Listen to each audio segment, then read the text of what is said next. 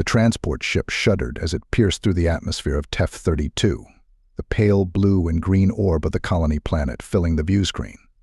Jonathan Keats braced himself, his weathered features set in a grim expression as he surveyed the scene below. Just a year ago, this had been a thriving human settlement, terraformed and populated by thousands of colonists seeking to carve out new lives for themselves. Now, it was a war zone. "We're approaching the landing zone," the pilot's voice crackled over the comm. "Get ready, troops. It's going to be a hot LZ." Keats took a deep breath and checked his weapon one last time. At 47 years old, he was a seasoned veteran, a soldier who had seen more than his fair share of combat. But this was unlike anything he had faced before. The reports had been sketchy, mere fragments of information that had trickled back from the doomed colony. Massive, insectoid creatures emerging from the ground, swarming settlements and wiping them out. Intricate tunnel networks that seemed to stretch for miles beneath the surface, and a malevolent intelligence that directed the alien onslaught. "We're touching down. Good luck out there, Keats." The ramp at the rear of the transport lowered with a hiss of escaping air, revealing a blasted landscape of scorched earth and smoldering ruins. Keats led his squad of hardened Marines out onto the surface, their boots crunching on the ash-covered ground. In the distance, Keats could see the shattered remains of what had once been a bustling colony town. Now it was a graveyard, the streets littered with the bodies of the dead. "Spread out and secure the perimeter," Keats barked. "Stay alert. These bugs could be anywhere." His squad fanned out, weapons at the ready, scanning the horizon for any sign of movement. Keats gripped his rifle tightly, his senses on high alert. After so many years of combat, his instincts were finally honed. And right now, they were screaming at him that this was no ordinary enemy. As the transport lifted off behind them, Keats steeled himself for the coming battle. The fate of this colony, and perhaps the entire planet, rested on his shoulders. Failure was not an option. "All right, people," he said grimly. "Let's go bug hunting." The squad moved cautiously through the ruins, their boots crunching on the debris-strewn ground. Keats kept his rifle raised, eyes scanning for any sign of movement. Sensor sweeps show multiple heat signatures converging on our position, one of the Marines reported over the radio. "Looks like we've got company." Keats gritted his teeth. "All right, everybody get ready. These things like to ambush from underground." Sure enough, the ground suddenly erupted a few hundred yards ahead, a gaping hole opening up as a swarm of the alien bug creatures poured out. Keats caught a glimpse of their nightmarish forms, segmented bodies, multiple limbs tipped with vicious-looking claws, and mandibles that clacked menacingly. "Open fire," he shouted, his squad immediately unleashing a hail of bullets into the oncoming horde. The bugs rushed forward, seemingly undeterred by the gunfire. Keats watched in grim fascination as their carapaces deflected rounds, the creatures swarming relentlessly towards them. "Aim for the joints in the underbelly. Those seem to be their weak spots," he yelled, pumping round after round into the alien bugs. His squad followed his lead, concentrating their fire where Keats had indicated. Slowly but surely, the bugs began to falter and fall, their alien blood oozing from newly opened wounds. But the swarm kept coming, wave after wave emerging from the tunnel network beneath their feet. Keats could feel his muscles burning from the strain of maintaining such intense fire. How many of these things were there? "Pull back," he ordered, the squad slowly retreating, while keeping up a withering barrage. "We need to find a more defensible position." The Marines fell back, backing away from the relentless alien onslaught. Keats risked a glance over his shoulder, his eyes widening as he caught sight of the true scale of the hive. Massive, mound-like structures rose up from the ground, connected by a sprawling system of tunnels and passageways. It was an entire underground city, teeming with these vicious bug creatures. "Looks like we just found the main hive," Keats muttered grimly. "This is going to be one hell of a fight." Keats led his squad to a more defensible position, taking cover behind the rubble of a collapsed building. The alien bugs had paused their advance, seemingly content to surround and observe them from the edges of the ruined town. "All right, let's get a status report," Keats said, glancing around at his squad. They were battered and weary, but but still ready to fight. "We're down to half our ammunition," one of the Marines reported, "and those bugs just keep coming." Keats nodded grimly. "Yeah, I got that impression. We need to find a way to hit them where it really hurts." He paused, his mind racing. "What if we could get to their queen?" The squad murmured in agreement. "Take out the queen, and the whole hive might collapse," another Marine said. "Well, exactly. But the problem is, we have no idea where she's holed up in that mess of tunnels." Keats surveyed the sprawling hive structures again, his brow furrowed in thought. Suddenly, an idea struck him. Their communication, it's all pheromone-based, right? What if we could disrupt that network, send the whole hive into chaos? The Marines perked up at that. "You think we could plant explosives deep in the hive, take out the queen and their command structure?" Keats nodded. "It's risky as hell, but it might be our best shot. We need to get a team in there, plant the charges, and then get the hell out before it all comes crashing down." He turned to his squad, eyes narrowing. "Any volunteers?" Without hesitation, every Marine raised their hand. Keats allowed himself a small, grim smile. "All right then, let's go bug hunting." The squad slipped out of their defensive position, making their way cautiously towards the nearest hive entrance. Keats led the way, his rifle held at the ready. As they neared the yawning maw of the tunnel, he paused, steeling himself for what lay ahead. "Remember," he said quietly, "we plant the charges, then get out fast. I don't want any heroics, understood?" His squad nodded silently, the weight of their mission heavy on their shoulders.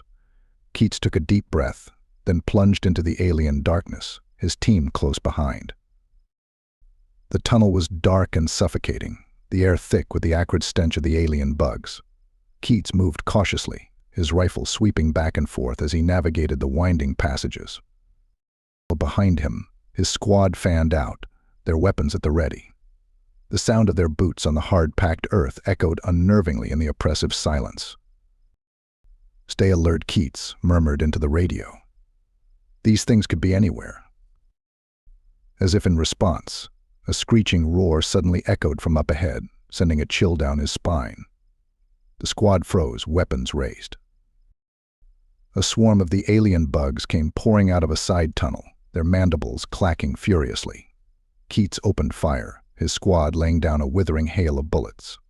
But the bugs kept coming, their carapaces deflecting the rounds with ease.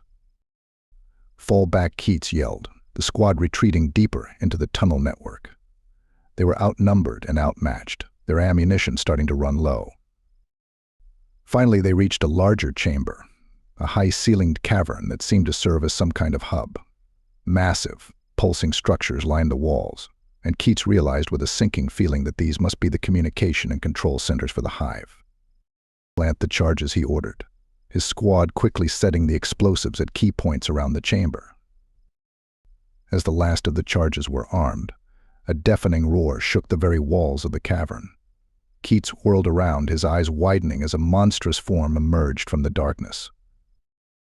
The queen bug was a truly nightmarish sight, a towering, spider-like creature with a massive, bloated abdomen and viciously sharp mandibles. Its beady, multifaceted eyes fixed on the intruders, and it let out another earth-shaking bellow. "Open fire," Keats yelled, emptying his rifle into the queen's armored carapace. His squad followed suit, but their weapons seemed to barely faze the enormous creature. The queen advanced menacingly, swatting aside Marines with its massive claws. Keats backpedaled, desperately searching for a weak spot, but the queen's defenses seemed impenetrable. "Pull back," he shouted, his squad scrambling to retreat. "We need to get out of here now." The Marines ran for the exit, Keats covering their retreat with a barrage of suppressive fire. As they reached the tunnel entrance, the first of the charges began to detonate, rocking the cavern. Keats risked one last glance over his shoulder, seeing the wounded queen thrashing amidst the chaos.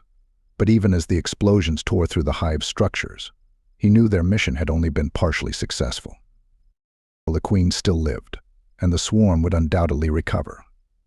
Keats gritted his teeth, knowing they would have to face the alien menace again, and this time, they would have to finish the job. Keats led his battered squad away from the collapsing hive, the deafening roar of the wounded queen echoing behind them. He could feel the ground shuddering beneath their feet as the explosive charges tore through the alien tunnels. "Keep moving," he shouted, urging his men forward. "We need to get clear before the whole damn thing comes down on top of us."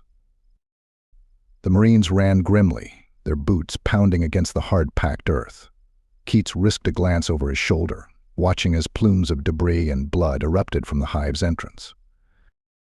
But even as the initial explosions faded, he knew their work was far from over.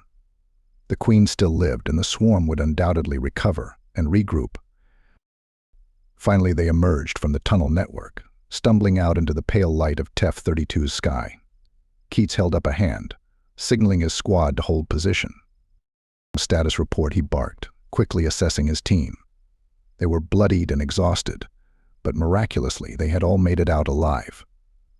"The charges went off as planned, sir," one of the Marines reported. "But the Queen, she's still alive. We barely even slowed her down." Keats cursed under his breath, his jaw tightening with frustration. "I was afraid of that." He turned his gaze back towards the Hive, watching as more of the alien bugs began to pour out of the tunnels. "All right, people. We've got some unfinished business to take care of." He hefted his rifle, his eyes narrowing. "This time we finish the job." The squad moved out, slowly making their way back towards the Hive. Keats led the way, his heart pounding with a mixture of adrenaline and grim determination. As they approached the entrance, a deafening roar shook the very ground beneath their feet. Keats braced himself, watching as the wounded Queen emerged from the tunnel, her monstrous form towering over them. "Open fire," Keats yelled, his squad unleashing a withering barrage of bullets and plasma rounds. The Queen staggered, her carapace cracking and splintering under the relentless assault. But still, she advanced, her massive claws swiping at the Marines. Keats gritted his teeth, pouring round after round into the Queen's vulnerable underbelly. Finally, with an agonizing screech, the Queen's legs buckled, and she crashed to the ground. Keats watched as the life drained from her multifaceted eyes, the swarm of bugs around them suddenly growing disorganized and confused. "That's it, boys," Keats shouted, a grim smile spreading across his face. "We got her." The Marines cheered, their weapons falling silent as the alien threat was finally vanquished. Keats surveyed the scene, his expression hardening once more. The cost had been high, he knew. Too many good people had lost their lives in the battle to reclaim Teff-32. But in the end, they had prevailed, pushing back the alien invasion and securing a critical victory for humanity. As the sun began to set over the devastated colony, Keats allowed himself a moment of weary reflection. The horrors of war were seared into his soul, but he knew his duty was far from over. There were always more battles to be fought, more enemies to vanquish. But for now, Keats and his squad could take solace in the knowledge that they had done their part to protect the future of their species. With a deep breath, he turned and led his men away from the ruins, their footsteps echoing across the scarred and battered landscape of Teff-32. Thanks for listening to this story. I hope you enjoyed it. If so, be sure to leave it a like and subscribe.